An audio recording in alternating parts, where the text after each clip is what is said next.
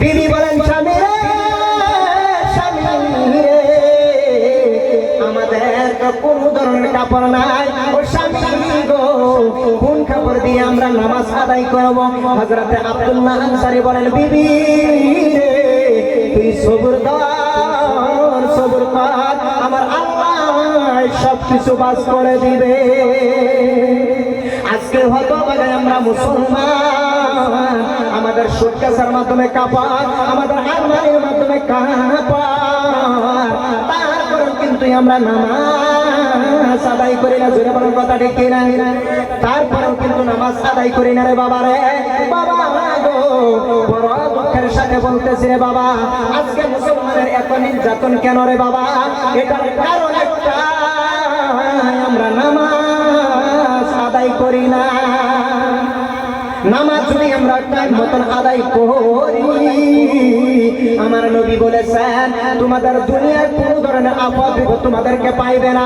হযরতে আব্দুল্লাহ আনসারী রাদিয়াল্লাহু তাআলা আনহু বিবিকে ডাক দিয়ে বলে, বিবি রে, বিবি রে, চল আমরা আজকে থেকে 5 ওয়াক্ত নামাজ আদায় করব।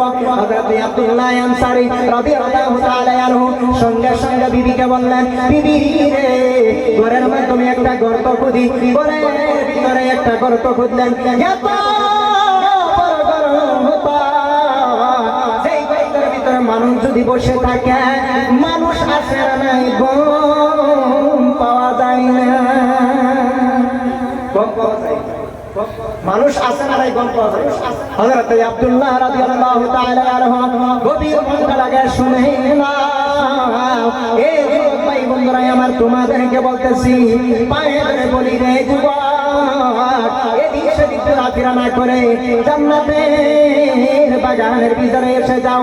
জান্নাতের বাগানের মাধ্যমে বসে রে আমার আল্লাহ তাআলা কয়, তোমাদেরকে আমি আল্লাহ গো এমন একটা জান্নাত দান করবে, যেই জান্নাত এত দামি রে দামি, এত দামি, পৃথিবীর জমিনটাকে, পৃথিবীর জমিনটাকে 70 বার যদি বিক্রি করা হয়, সেই জান্নাতের একটা ইটের দাম হবে না। সেই জান্নাত তোমাদেরকে দান করে দিব রে যুবক। এ যুবক রে, তোমাদের পায়ে ধরে বলি, ইস্তাদের ভিতরে এসে যাও, এদিক সেদিক ঘোরাফেরা করবে না। আমার আল্লাহ হায়াতের মালিক, এরকম হইতে পারে তুমি সেই বাইরে ঘোরাফেরা করতে চাও, আমার আল্লাহ তোমার কাছে আজরাইল পাঠিয়ে দিতে পারে কি পারে না? পারে কি পারে না? পারে না গো। তাহলে এদিক সেদিক ঘোরাফেরা করা যাবে না। যদি আমরা কোরআনের আলোচনা শোনার পাশে পাশে যদি আমাদের রূহটা উড়াল দিয়ে চলে যায়, আমার নবী বলেছেন, ও যুবক শুনে রেখে দাও, কোরআনের মাহফিলে যদি তোমার রূহটা উড়ে যায়, আমার দয়ার নবী বলেছেন তুমি মরতে দেরি হবে গো। আমার নবীজি বলেছেন তোমাকে আমার আল্লাহ জান্নাতে দিওয়া দেরি করবে না। জোরে বলেন সুবহানাল্লাহ। এখানে যদি আমরা মৃত্যুবরণ করি, আমার নবী বলেছেন তুমি মৃত্যু বরণ করা দেরি হবে আর তোমাকে জান্নাতে দিওয়া দিতে হবে না। সুবহানাল্লাহ। এটা কত বরকতময় জলসা, কত বরকতময়। হযরত আব্দুল্লাহ আনসারী রাদিয়াল্লাহু তাআলা আনহু বিবিকে ডাকিয়া বলেন, বিবি রে, ও বিবি রে, ও বিবি রে, চলো চলো চলো চলো, ওই গর্তের ভিতরে তুমি বসে থাকবা আর আমি মসজিদে নববীর মাধ্যমে নামাজ পড়ার জন্য যাইব। হযরত আব্দুল্লাহ আনসারী রাদিয়াল্লাহু তাআলা আনহু মসজিদে নববীর মাধ্যমে নামাজ পড়ে, সঙ্গে সঙ্গে সালাম ফিরানোর সঙ্গে সঙ্গে হযরত আব্দুল্লাহ আনসারী সঙ্গে সঙ্গে ঘরের দিকে রওনা করে। এ যুবক রে, তোমাদেরকে বলতেছি, উনিও তো একজন যুবক সাহাবী ছিলেন, হযরত আব্দুল্লাহ আনসারী রাদিয়াল্লাহু তাআলা আনহু দৌড়ে আসেন বিবির কাছে, বিবিকে নামাজ পড়ার জন্য কাপড় দিলেন। আবার হযরত আব্দুল্লাহ আনসারী সেই গর্তের মাঝে বসে গেলেন, উলঙ্গ অবস্থায় সেই গর্তের মাধ্যমে বসে আসেন। হযরত আব্দুল্লাহ আনসারী রাদিয়াল্লাহু তাআলা আনহু তিনার বিবি যখন নাকি নামাজ শেষ হইল গো, আসরের সময় হইল রে ভাই, আবার আব্দুল্লাহ আনসারী নিজের বিবিকে সেই গর্তের মাধ্যমে বসায়া হযরত আব্দুল্লাহ আনসারী মসজিদের নববীর মাধ্যমে চলে গেলেন। এইভাবে যখন নাকি 2-3 দিন চলে যায়, নামাজ পড়ানোর সঙ্গে সঙ্গে হযরত আব্দুল্লাহ আনসারী রাদিয়াল্লাহু তাআলা আনহু সঙ্গে সঙ্গে মসজিদে নববী থেকে বাহির হয়ে যায়। সঙ্গে সঙ্গে যখন নাকি বাহির হয়ে যায়, হযরত আবু বকর রাদিয়াল্লাহু তাআলা আনহুর কাছে কথাটা গেলেন, বলে আবু বকর রে, হে আবু বকর, একজন সাহাবী আছে গো, যার নাম হইছে আব্দুল্লাহ আনসারী, তিনি এমন করে ডেলি ডেলি নামাজ ফরজ নামাজের যখন নাকি সালাম ফিরানো হয়, সঙ্গে সঙ্গে তিনি দোয়া করার জন্য বসে থাকে না।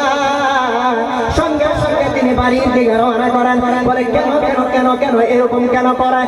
বলে তিনাকে জিজ্ঞাসা করা দরকার গো, শুনে নাও, গভীর কান্ডার আগে শুনবেন, এদিক সেদিক তাকাবেন না, আপনার ঈমান তাজা হয়ে যাবে।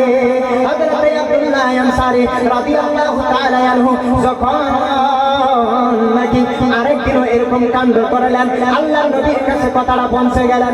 আল্লাহর নবী বলে, আল্লাহর নবী বলে,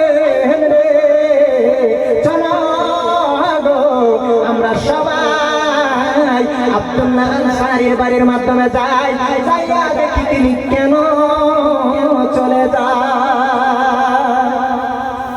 বুঝতেছেন না? নাই বুঝতেছেন না? ভালো লাগতেছে? ভালো লাগতেছে? ভালো লাগতেছে?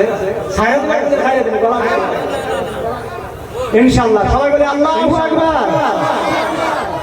হযরত আব্দুল্লাহ আনসারী রাদিয়াল্লাহু তাআলা আনহু গভীর মনটা লাগায় শুনবেন, আল্লাহর রাসূল সাল্লাল্লাহু আলাইহি ওয়াসাল্লাম সমস্ত সাহাবীদেরকে নিয়ে হযরত আব্দুল্লাহ আনসারী রাদিয়াল্লাহু তাআলা আনহুর ঘরের মাধ্যমে চলার রওনা করলেন। হযরত আব্দুল্লাহ আনসারী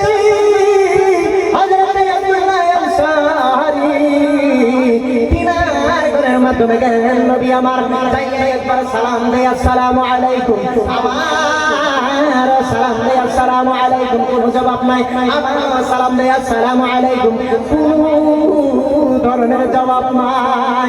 এই মুসলমান ভাই বন্ধুরা আমার, তখন নবী আমার ঘুরে আসতে লাগলেন। বলে ঘরে বুঝি কেউ নাই, ঘরের মাধ্যমে বুঝি কেউ নাই, যদি থাকতো গো আমার সালামের উত্তর দিত। মুসলমানের এটা আদর্শ শিখে রাখা দরকার। আমার নবী বলেছেন, ও মুসলমান নবীর মনটা লাগায় শোনো, কোন যদি বাড়ির মাধ্যমে যাও, কোন বাড়ির মাধ্যমে যাওয়ার প্রথমে গেটের মাধ্যমে দাঁড়াইয়া তুমি আসসালামু আলাইকুম বলবা, জবাব যদি নাই আবার তুমি আসসালামু আলাইকুম বলবা, যদি জবাব নাই গো আবার তুমি আসসালামু আলাইকুম বলবা, যদি কোনো জবাব নাই তাহলে সঙ্গে সঙ্গে ওই বাড়ি থেকে তুমি রওনা করে নাও, কিন্তু বাড়ির সাথে দেখা করা যাবে না। বাড়ির সাথে কিন্তু দেখা করা যাবে না। আমাদের আদর্শ কি? ছায়া যদি গেলাম দেখলাম আসসালামু আলাইকুম, ছায়া দিয়ে ভাই ভাই বাড়ি আছে গো, ভাই নেই, ভাই নাই গো, তাহলে বাড়ির লোক দেখা কই না নাই। এই নবীর সুন্নাত হলে 3 বার সালাম দাও, সালামের উত্তর নাই তুমি ফিরে আসি। যখন নবী আমার ফিরে আসতে লাগলেন, বাবা রে গভীর মনটা লাগায় শুনবেন, যখন নাকি নবী ফিরে আসতে লাগলেন, হযরত আব্দুল্লাহ আনসারী মনে মনে কাঁদতে লাগলেন। এ যুবক ভাই বন্ধুরা আমার, গভীর মনটা লাগায় শোনো শোনো রে। হযরত আব্দুল্লাহ আনসারী বিবিকে ডাকলেন, বিবি জলদি করে দে, জলদি করে দে, পোশাকটা পরিধান করি রে বিবি, জলদি করে পোশাকটা পরিধান করে। হযরত আব্দুল্লাহ আনসারী রাদিয়াল্লাহু তাআলা আনহু দরওয়াজাটা খুলে দেখেন নবী আমার বহু দূরে চলে গেছে। পিছনে পিছনে দৌড়তে লাগলেন। নবীকে কিভাবে রাখবে গো? হযরতে আব্দুল্লাহ আনসারী বিয়াদবি হয়ে যাবে, নবীকে ডাক দেয় নাই। পিছনে পিছনে কাঁদতে আসে আর যাইতে আসেন, কাঁদতে কাঁদতে কাঁদতে কাঁদতে গো হযরতে আব্দুল্লাহ আনসারী রাদিয়াল্লাহু তাআলা আনহু একবার অল্প জোরে কেঁদে ফেললেন। এমন সময় হযরতে আব্দুল্লাহ আনসারীর দিকে পিছন দিকে আমার নবী ফিরে ফিরে তাকাইলেন। তাকাইয়া দেখে আব্দুল্লাহ আনসারী হযরতে আব্দুল্লাহ আনসারী রাদিয়াল্লাহু তাআলা আনহু আল্লাহর নবীকে সালাম দিলেন। ওয়া আলাইকুমুস সালাম ইয়া রাসূলুল্লাহ। ও গো আল্লাহর নবী গো, আপনি যখন নাকি সালাম দিয়েছেন, ও মায়ার নবী গো, আমি এমন অবস্থায় ছিলাম গো, যে অবস্থায় সালাম দেওয়ার যোগ্য রাখছিলাম না। বলে কি করেছিলাম গো আব্দুল্লাহ? বলে নবী গো, ও মায়ার নবী গো, আমি উলঙ্গ অবস্থায় আমার গুহার মাঝখানে বসে আছিলাম। আল্লাহর নবী সাল্লাল্লাহু আলাইহি ওয়াসাল্লাম চক্ষু মুবারক দিয়ে পানি বাইর হয়ে গেলেন। শুনে নাও, সুন্দর করে গভীর মনটা লাগায় শুনবেন, তাহলে নবীর মহব্বত আপনার ভিতরে জেগে যাবে। সাহাবাদের মতো মহব্বত যদি আপনি পেতে চান, তাহলে সুন্দরভাবে আপনি মনোযোগ দিয়ে শুনবেন রে বাবারে। হযরতে আব্দুল্লাহ আনসারী রাদিয়াল্লাহু তাআলা আনহুকে বলেন, চলো চলো চলো চলো চলো চলো, তোমার বাড়ি আমার দেখতে হবে গো। কেন করে তার মাধ্যমে তুমি থাকো, শরীয়তের বিধান আছে না নাই? হযরতে আব্দুল্লাহ আনসারী রাদিয়াল্লাহু তাআলা আনহুর মাধ্যমে দয়ার নবী মায়ার নবী সাল্লাল্লাহু আলাইহি ওয়াসাল্লাম চলে গেলেন। যাওয়ার পরে গো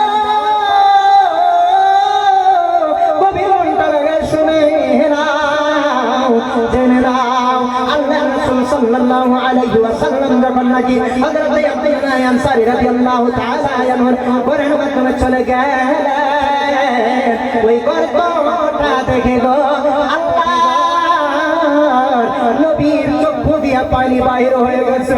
দয়াল নবী দেখে দেখে বলেন গো, ও আব্দুল্লাহ, তুমি তো জান্নাত পৃথিবীর জমিনের মাধ্যমে কামাই করে ফেলেছা। জোরে বলেন সুবহানাল্লাহ, আরো জোরে বলেন সুবহানাল্লাহ। আব্দুল্লাহ, তুমি তো পৃথিবীর জমিনের মাধ্যমে জান্নাত কামাই করে ফেলেছো। এরকম মহব্বত আমার নবীর প্রতি সাহাবা ইকরামের ছিলেন রে বাবারে। বাবা গো, কবি মনটা লাগায় শুনবেন। সর্বপ্রথম নবীর কথা কেন বললাম? ওলিদের দরবারে যদি আসেন গো, তাহলে নবীর প্রেম ভালোবাসা ওলিদের দরবারে থেকে পাবেন। জোরে বলুন কথাটা কিনা?